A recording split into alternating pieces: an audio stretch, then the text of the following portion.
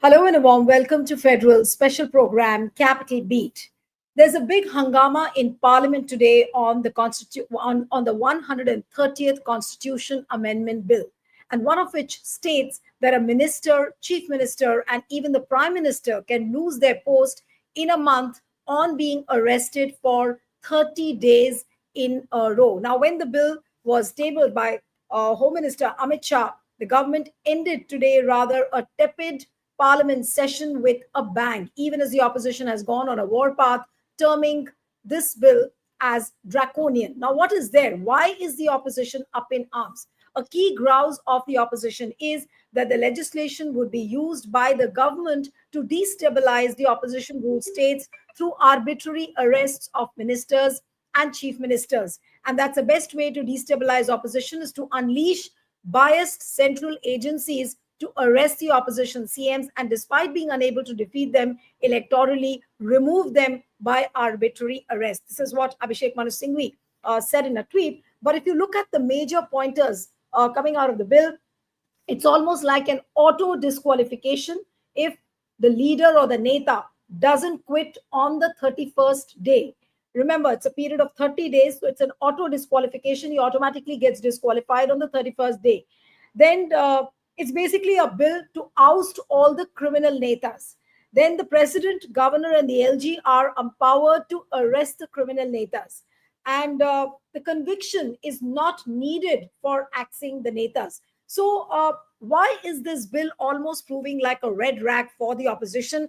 And obviously, we'll also try and understand that as to what are the dangerous salient features, if at all they exist, in this particular bill. Joining me this evening is Supreme Court lawyer and constitutional expert Sanjay Hegde. Mr. Hegde, thank you so much for joining.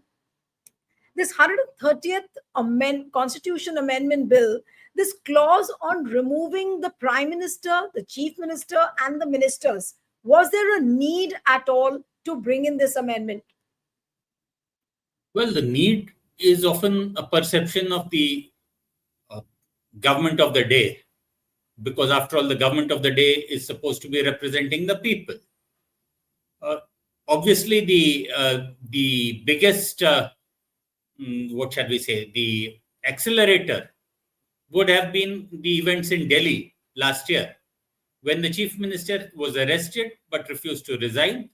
Yes. And the chief minister continued to run the state from the confines of prison. It was argued that there was no constitutional provision which compelled somebody to give up office upon being arrested. The chief minister in that case continued to maintain that he had been falsely framed. There were also attempts to frame his ministers. Many of his ministers also faced criminal charges, were taken into custody, and in the case of Satyendra Jain recently, all those charges have been dropped. So, while there could now have been said to have been a precedent where somebody refused to resign, is there now a need? Is that precedent going to be followed? Are we going to have minister after minister staying on while in custody? There has been a case from Tamil Nadu also, Senthil Balaji, where then the Supreme Court had to ask. So they've come out with a constitutional amendment bill, and it has been referred to a select committee. That's what I am given to understand. At that point of time, no doubt the parliamentarians will examine it in greater detail. Right. Now, I want to come to the bill and the clauses which have been added to the bill one by one. And let's start with Article 75, which deals with the removal of the Prime Minister and the other ministers. Now, in Article 75 of the Constitution, after Clause 5, the following clause is proposed to be inserted. And this is what it says: 5A, a minister who for any period of 30 consecutive days during holding the office as such is arrested and detained in custody on allegation of committing an offense under any law for the time being in force, which is punishable with imprisonment for a term which may extend to 5 years or more, shall be removed from his office by the President on the advice of the Prime Minister, to be tendered by the 31st day after being taken in such custody, provided that if the advice of the Prime Minister for the removal of such a minister is not tendered to the President by the 31st day, he shall cease to be a minister with effect from the day falling thereafter. Now, is this clause setting a dangerous precedent, Mr. Hegde, in itself? Because it is almost like an auto disqualification. I would want to understand this aspect from the perspective of a layman. How does a layman understand this? Is it like some nefarious design? Do you see a nefarious design in this particular clause being added to the bill, or some kind of a larger design you see, or is it a healthy thing that, to weed out the criminal netas? See, it is not designed for criminal netas. It is designed for such of the criminal netas that have been arrested and taken into custody by the investigating agencies. So a neta may have charges of rape, murder, dacoity, and whatnot. But as long as he is not arrested, he is under no danger of disqualification. Now let us assume that he is arrested. He has to be arrested in a crime where there is a possible punishment of over 5 years. Now there are many crimes which carry less than 5 years punishment. So then you may conceivably have a situation where he is taken into custody, but the 32 days also go by, and he still continues to be a minister if he is not dropped by the Prime Minister or the Chief Minister. Yes. I would not necessarily classify anything as healthy or unhealthy. Okay. Ultimately, laws are written in neutral language. The laws are supposed to be the same whether they are for a Prime Minister or for a peer or a policeman. But is there a possibility of abuse of this law? Well, definitely. But then there are possibilities of abuse of any law. That Right. by itself does not make it unconstitutional. But today, this kind of disqualification clause will essentially give a great handle to three kinds of people. One is the policeman who arrests. A policeman can always threaten a neta that I will arrest you under a section which way where you are very unlikely to get bail very fast. It also will give great power to the judges, who may hurry up hearings so that within 30 days somebody is granted bail and therefore not subject to disqualification. Or if the judges grant bail on medical grounds also, even then this 30-day thing will not fall into. It will, of course, grant great powers and great money to some lawyers who can ensure speedy hearings. So Right. these three definitely get benefited in that sense. There is another thing which can also happen, and this is the real danger. Look at an opposition party in power in the states, which is likely to go for elections very shortly thereafter, say 6 months thereafter. If you have a chief minister who is likely to get re-elected or who has a strong base, this gives an incentive to people of the other party, if they are ruling at the center, to try and knock out such chief ministers by having them arrested in crimes for over 30 days. And within that period of 30 days, there can be so much politics done, so many Yes. people can be persuaded to change sides. Right. In fact, there is a strange parallel with our neighbors. In Pakistan also, you see, the most popular politician of the day of the country is in jail. Yes. But people from his party who got elected, they had all the time to change their minds and go and join other parties while their leader stayed in jail. So Right. this is where the real fear is. No, but isn't this like a vicious cycle, Mr. Hegde? Because there are no guidelines for arrest followed. Random arrests are happening, and topping up now is this particular law.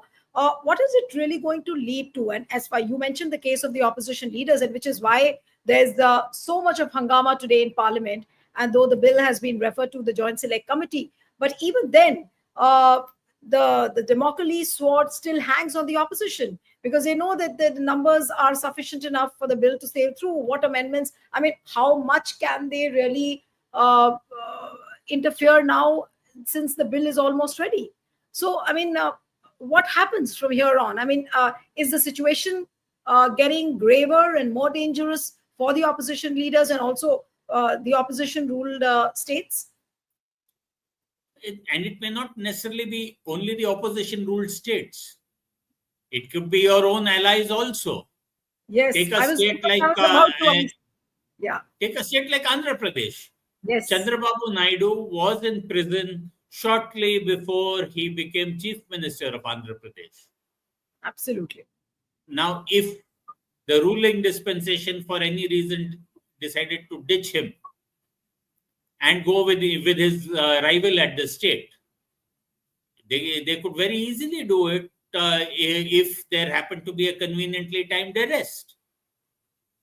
So all parties, and particularly smaller parties which are in power in one or two states, might have reason to be apprehensive about how this bill will affect them. You have small assemblies, right. Goa, a Manipur, or something of that kind. And when you want to change governments, if the incumbent chief minister is suddenly put in jail and does not get bail for 30 days, then his flock will get scattered in all probability. But there is a clear element of arbitrariness also in this particular bill. Do you think that it could be challenged? The amendment which are going to be added, they could be challenged in court?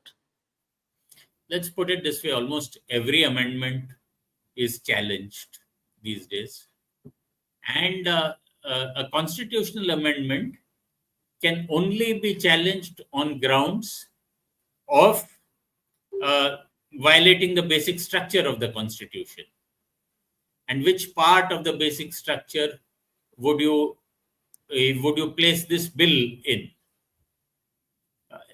or would you accuse this bill of having damaged?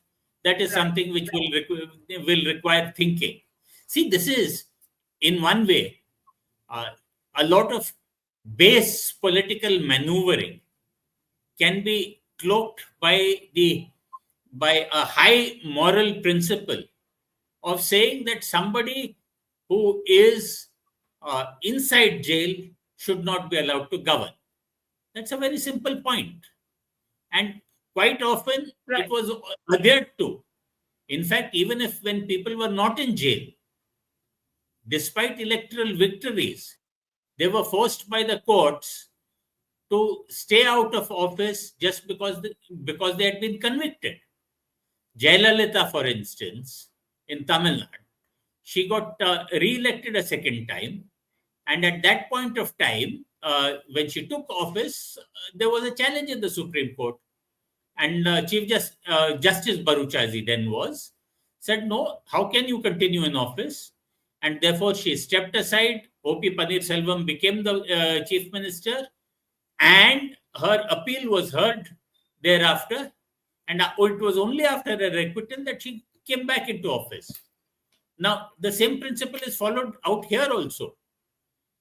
Say you are disqualified after spending 31 days in prison, but on the 35th day, The moment you get bail and come out, then you're again eligible to come back into office, as long as your party then brings you back into office. So what exactly does this No, but achieve? every bill, Mr. Hegde, right, but every bill has a stated purpose. So if that is the purpose, and that same person who was arrested, who was ousted, can again come back to the same position, then what is the point? What is the point? What is the reason? What is the logic in bringing this amendment at all? What is the kind of message they want to send? Or is it just that the government really wants to use this amendment arbitrarily for the political convenience? No, not the point that they are urging is that somebody who is in jail should have the good sense to resign, or his or her party should have the good sense to dispense with their services till such time as they are in jail. They the campaign slogan, if I was managing their campaign, would be that uh, you can't run government from jail, or there is So no basically, need to run right. governments from jail. Right. So this particular amendment you see as an offshoot of what happened with Mr. Arvind Kejriwal or even Senthil Balaji. This is a direct repercussion of that. Well, those two incidents will no doubt be used as justification for why this provision had to be brought in. Right. But Mr. Hegde, I was also tempted to ask you that, why is, there is no provision in law, or is, if at all it's there, you may shed light on it, that how can a prime minister be removed? Can you remove a CM or a PM without conviction? That is also another question which people are asking as far as this 130th Constitution Amendment Bill is concerned. And why this removal of PM was brought in? CM, No, ministers is fine, but the removal of prime minister? yes, so I can. We lawyers are very good at constructing scenarios, and let's have a scenario where the president and the prime minister do not get along. We've had that instance before. We've had Gyani Zail Singh not getting along with Rajiv Gandhi, who had a 400-seat majority in parliament, and Gyani Zail Singh almost dismissed him. Now, supposing there is a situation like that, and by some maneuvering or the other, the prime minister of the day, who refuses to resign, is arrested and spends about 30 days in prison, and on the 31st day automatically is told that you are no more the prime minister. So these and many other things can happen. Why the necessity? Because if you can treat ministers alike, then so you can treat the chief minister or the prime minister the same way, because the prime minister or the chief minister is nothing more than first among equals, primus inter pares. All ministers are alike, and the prime minister is the head of that ministry. Right. So no separate plane for them. Absolutely. Another logic, which the government has been talking about is that why the center brought the bill. And they said that there is no bar on ministers holding on to their offices after being arrested. And then they said that the representation of the People's Act provides for the disqualification of MLAs and MPs if they are convicted in an offense that carries the sentence of 2 years or more. But there was no provision for the chief ministers, or the PM. Is that how you also would look at it? No, see, even if the prime minister of the day or the chief minister of the day was convicted, then there would be a disqualification from parliament. And once you are disqualified from parliament, and you cannot contest an election until the time that the disqualification persists, there is an ipso facto removal. I don't think you needed a special provision for that. Let's assume that after conviction, there is no question. The point is what happens when you are not convicted. when the trial is not going to take place for God knows how much time. There are serious allegations.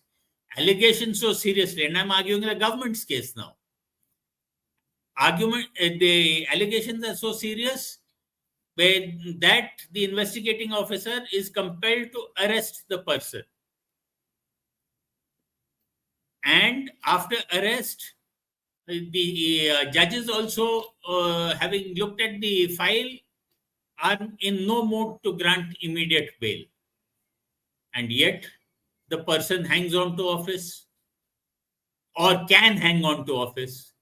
Therefore, there should be some provision. This is what the government is saying. Right. But Asaduddin Owaisi today, when he intervened in Parliament, and I was reading what he said, that the bill violates the separation of powers. It gives executive agencies power to play the judge, jury, and the executioner. And this bill would empower the unelected to play the role of the executionary. This is what Asaduddin Owaisi said.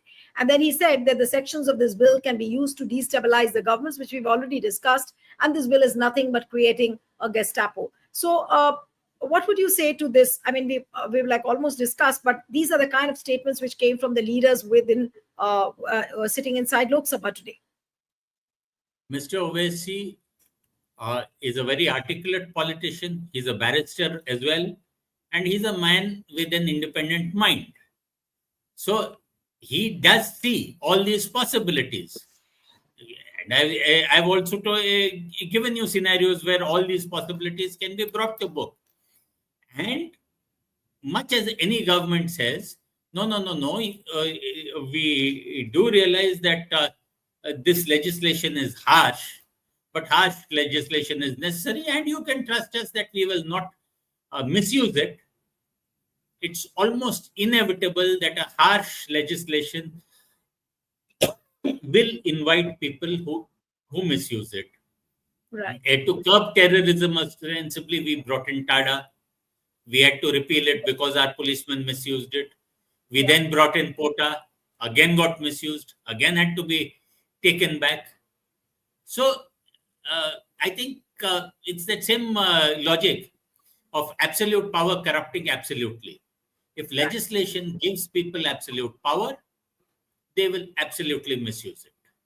Absolutely.